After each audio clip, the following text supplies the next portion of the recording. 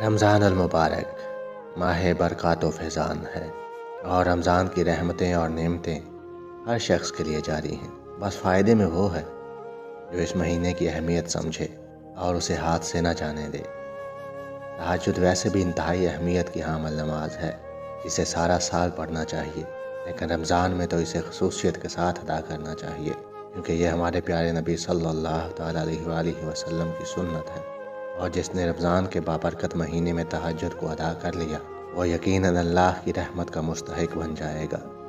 اور قبولیت کے تمام دروازے اس پر کھول دیے جائیں گے، اس کی تمام دعاؤں پر کن فرما دیا جائے گا۔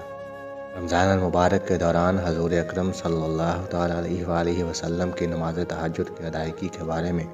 معمول مبارک یہ تھا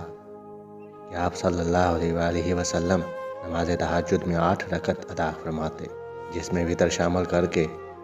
کل 11 رکعتیں بن جاتی۔ تہجد کا یہی مسنون طریقہ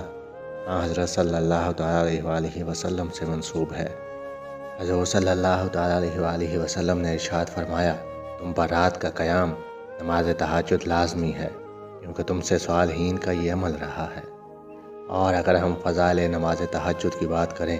تو نماز تہجد تمام نفلی نمازوں میں افضلیت کا درجہ رکھتی ہے۔ اس کی فضیلت کا ذکر کرتے ہوئے حضور صلی اللہ علیہ وآلہ وسلم نے فرمایا، مومن کی بزرگی قیام اللیل میں ہے اور عزت لوگوں سے استغنا میں ہے۔ نماز تہجد میں باقاعدگی اختیار کرنے سے بندہ اپنے رب کی نظر میں وہ مقام و مرتبہ حاصل کر لیتا ہے کہ اسے عزت و وقار اور شان استغنا نصیب ہوتی ہے، جس کے صلے میں اسے دنیا میں کسی کے آگے دست سوال دراز کرنے کی حاجت نہیں رہتی اور اس کی جبین نیاز آستانہ خداوندی کے سوا اور کسی در پر نہیں جھکتی۔ بندہ جب اپنے رب سے تعلق آشنائی محکم و پختہ کر لیتا ہے تو اس کی زندگی علامہ اقبال رحمۃ اللہ علیہ کے اس شعر کی عملی تفسیر بن جاتی ہے، دو عالم سے کرتی ہے بیگانہ دل کو، عجب چیز ہے لذت آشنائی۔ راتوں کی تنہائی میں خدا سے راز و نیاز اور اس کے آگے گڑ گڑا کر ذرہ و زاری کے ساتھ دعائیں مانگنے سے بندہ دنیا سے مستعفی ہو جاتا ہے اور کسی فرعون کو خاطر میں نہیں لاتا۔ رسول اکرم صلی اللہ تعالیٰ علیہ وآلہ وسلم نے قیام اللیل کرنے والوں کی شان بیان کرتے ہوئے ارشاد فرمایا، میری امت کے برگزیدہ افراد وہ ہیں جو قرآن کو اپنے سینوں میں اٹھائے ہوئے ہیں اور شب بیداری کرنے والے ہیں۔ امت مصطفی صلی اللہ تعالیٰ علیہ وآلہ وسلم کی یہ پاک باز اور قدسی صفات مردان باخدا ہیں، ان کے بارے میں اللہ رب العزت نے قرآن مجید میں ارشاد فرمایا، بے شک رات کا اٹھنا نفس کو سختی سے رونتا ہے اور وقت دعا دل و زبان کی یکسانیت کے ساتھ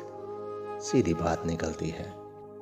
اللہ تعالیٰ سے دعا ہے کہ آپ کو رمضان المبارک کی سعادتیں سمیٹنے کی توفیق عطا فرمائے اور نماز تہجد بھی باقاعدگی سے پڑھنے کی توفیق عطا فرمائے، آمین ثم آمین۔ ویڈیو اچھی لگے تو چینل کو سبسکرائب، ویڈیو کو لائک اور شیئر ضرور کیجیے گا۔ اپنا اور اپنے پیاروں کا رکھیے بہت سارا خیال، ہمیشہ خوش رہیے اور سلامت رہیے۔